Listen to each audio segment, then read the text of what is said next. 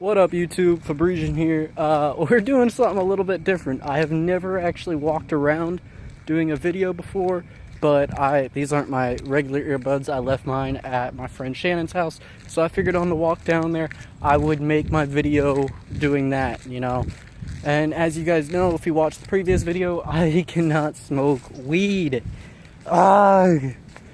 It sucks, but, you know, it's whatever. So we do have a cigarette. I've got another one in my pocket just in case.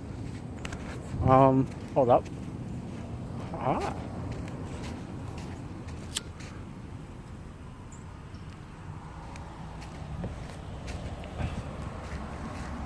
Now, this video is, like I said, you know, I was just walking down and I was talking to my friend Alexis, and I want to shout out her channel. I will put a link in the description. Lexi Nicole, she is a really awesome person. She's got some really funny stories. Really good friend of mine, and she's from Ohio, so you know, 614 shit. I'm sorry if it does get a little loud because obviously cars are passing me. I'm walking through my neighborhood, but she gave me the video idea for this, or the idea for this video, and that is to talk about what it was like in jail. My next video that I'll do, I will be talking about what it was like to be in prison, you know, some of the people that I met, some of the things that I did, but this one's mostly going to be focused around what happened while I was in jail, you know, maybe a couple like little tidbits and pieces about it, you know, if I met anybody cool, stuff like that. I mean, really hope you don't meet anybody cool in jail, but I mean, I actually met one of my best friends there, and that was really awesome, so. Alright, so I'm walking by this gardener, and I hope he doesn't look at me weird. If he does, whatever. I'll tell him to subscribe. So on October 31st, I guess I should start from that morning. October 31st of 2017 at 7:14 a.m. I heard that faithful knock on my door. You know, that bum bum bum bum bum that you know is the cops. Well, I woke up that morning, and you know, I instantly knew the knock, and I looked over at Sean. You guys have seen him in the previous videos, and I was like, well, I'm not answering the door. He goes, I'm not answering the door. It's like, okay, well, let's hope that Mom doesn't answer the door. My mom answered the door. Long story short, I went downstairs, you know, I talked to them, and they placed me under arrest, and they took me to J. Reuben Long, which is our jail here in Horry County. I got there and I was booked. You know, they treated me really nice. I can definitely say that. You know, I've never been to jail, obviously, besides that one, but out of my experience there, this is probably the nicest jail here in South Carolina that I've heard about. Like, everybody that I've talked to, they're like, yeah, it's by far, you know, the cleanest and the most modern, stuff like that. Well, I got there, I went into booking, and that cell was cold. Very, very cold. Like, I can't even stress. I was wearing joggers, a t-shirt. They took my hoodie. They took my ring, my necklace, which you guys have seen in other videos, and I sat in that holding cell. Now, because I got there so late, I did not get to go to bond hearing that day. I had to go the next morning, so I had to stay in that holding cell all that day through the night, and I thought that I was going at like 9:30 the next morning, and they told me, they're like, no, you're going at 2:30 in the afternoon.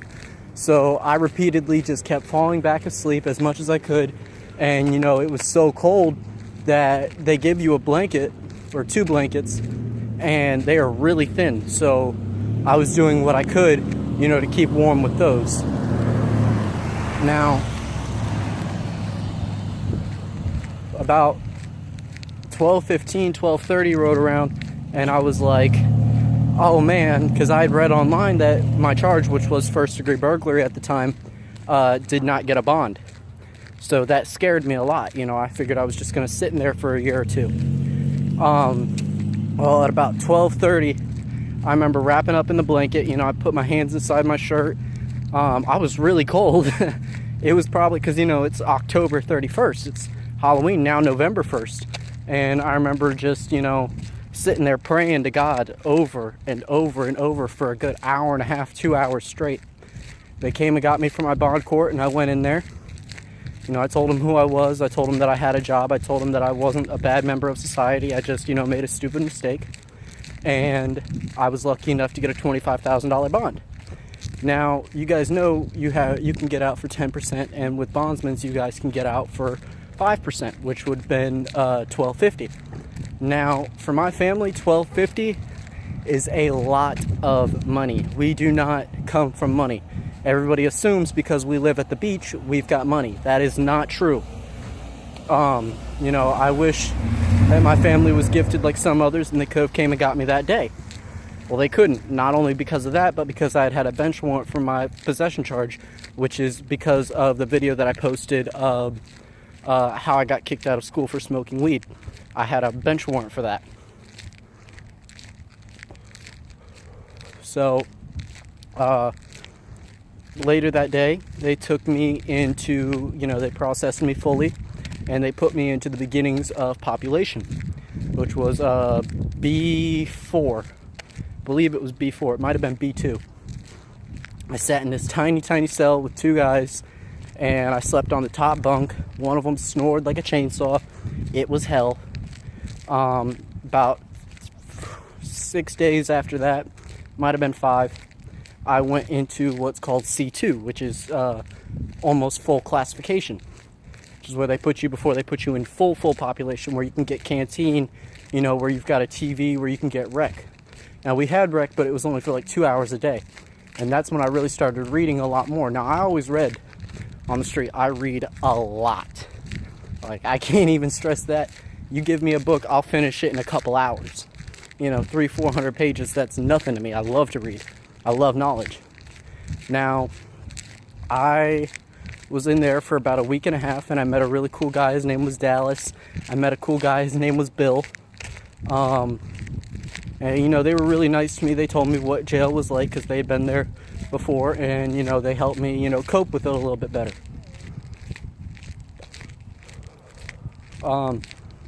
After that, I got moved to D4. And when I was moved to D4, that was full classification. I was with other full, jail inmates. And I, you know, started to adjust to life in there. I met a guy named Mitch. He had an insanely bad murder charge. He had killed like 2 people. Now, all of this is alleged. He has been sentenced, but I can't say whether he did or didn't because he never told me, as well as my other, cellmates that I was in there with. They all, you know, of course we talked about our stuff, but none of us ever would admit to anything because that can be used against us. After that, I was moved to D2, where I started to read a lot more. Met a really cool guy named Twan. I met a really cool guy named Jason. A guy named Racepath. They were all really nice to me. Now, Twan was a born-again Christian. He was a really nice guy. You know, they taught me how to play Dirty Hearts. They taught me how to play spades. Taught me how to play cutthroat. Taught me how to play poker. And Jason was a Jehovah's Witness from birth, and he was a really nice guy. He taught me a lot about the Lord. Don't hit me. All right. So when I was in there, let's see, it was May, January, February, March, April, May, I want to say 15th. I believe it was May 15th, or it was May 17th. It might have been May 17th. I was sitting in my room, and I had been talking to my public defender. I talked to him multiple times. You know, I got a new one, and truth be told, he sucks a lot. Well, I had been told that I was going up for a bond hearing. I had been sitting for now 6.5 months. And while I was in there, they told me I was getting a bond hearing to get my bond reduced so that I could get out. And when I went up there, he just decided to let's go to court instead, which was really, you know, shocking for me. This is my first time going to court, and this is what they're, you know, giving me. Now, they had offered me 2 pleas. They had offered me 15 years on first-degree burglary, violent, which, of course, I am not going to take. And the second one, which I chose, was 6 months on the YOA of third-degree burglary, non-violent. Now, I remember sitting in this cell, talking to him, and my heart was racing. I was freaking out. I was like, do I have to decide right now? And he said yes. He said, the solicitor said he's not going to offer any other deals. It's this or nothing. You can take it to trial. Well, I wasn't going to take it to trial. So when I decided, I remember signing the paper, and I had sat there and I was talking to him, and I was like, well, wait a minute. I've been sitting for 6.5 months. That means that my time's already served. I get to go home today. And he goes, yeah. So I got excited, and he goes, actually, no. When you go on the YOA, your time doesn't count that you've sat in county. It just sits on the back of your time, overall.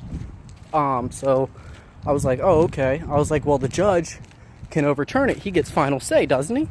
He said, yeah. So I got excited again. I figured the judge was going to be lenient on me. And he said, actually, no, because this was negotiated, not recommended. Well, when I got actually into court, found out that it was recommended, and my public defender did nothing for me, did not talk on my side, really, just told me to say yes, yes, no, yes, yes, all that. And I went back into the holding cell with the other people who all got time served or probation.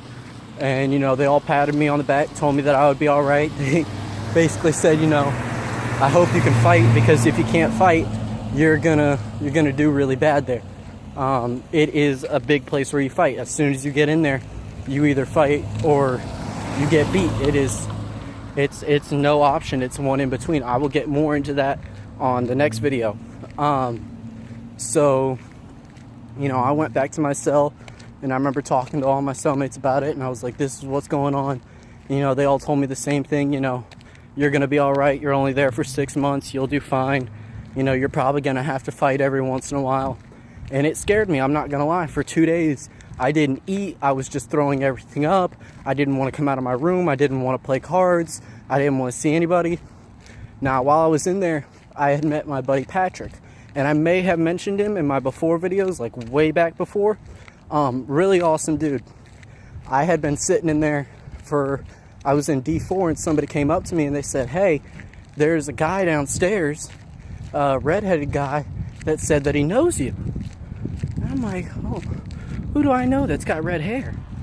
Hello.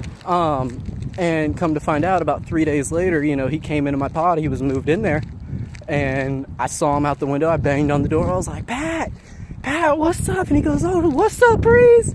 How you doing, man? We went downstairs and we talked. Now, this is about a month that I had been in there, and he was in there with me for about 5 months. Now, of course, I had known Patrick on the street. We had sat there. We had talked a couple times. We had hung out a couple times. But, we never really actually got to know each other. Well, while I was sitting in there for 5.5 months, or while I was sitting there with him for 5 months, I was there for 6.5. We played a lot of cards. We got to know each other really well. We became really good friends. In the end, he was the only person besides my family who wrote me like 1 or 2 times. But he and his girlfriend actually wrote me multiple times. And for that, I am incredibly, incredibly grateful. He sent me pictures of the people that I wanted to see, and he was a really big support to me. So Patrick, Julie, if you guys are watching this, I want to thank you guys so much that you guys actually really did me a big favor. You guys helped me out more than you could ever know. Like, I can't even stress how amazing it made me feel to let you guys, to write me. So,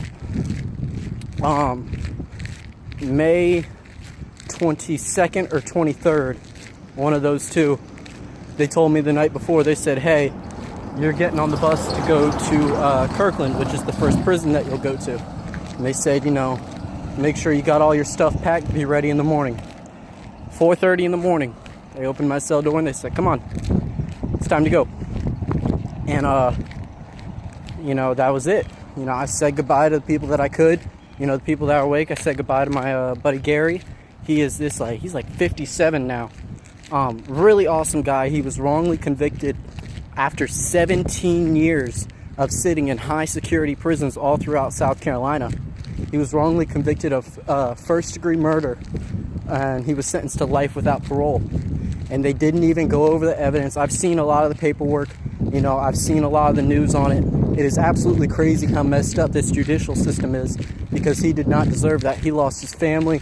He lost everything, all because they said it was him instead of taking somebody else's actual word that said that they had done it, which is absolutely mind-boggling to me. So May 22nd or 23rd, I packed up all my stuff. I said goodbye to everybody, and I left. You know, of course, over time, because I'm coming up to my friend Shannon's house, I will talk way more about some of the stuff that happened, but this is just kind of like a rough version of, you know, stuff that did happen, stuff that I experienced, and there's going to be more. But for right now, this is about it, because this is already 15 and a half minutes long. Like I said, I'm going to put the bio, or not the bio, the link to my friend Lexi's description, or channel below. So you guys make sure that you go check out her channel. We are almost at 100 subscribers. I will probably put up a video for that too. Hopefully that will be later today. But that is really about it. I will see you guys in the next video. Keep it smelling like flowers.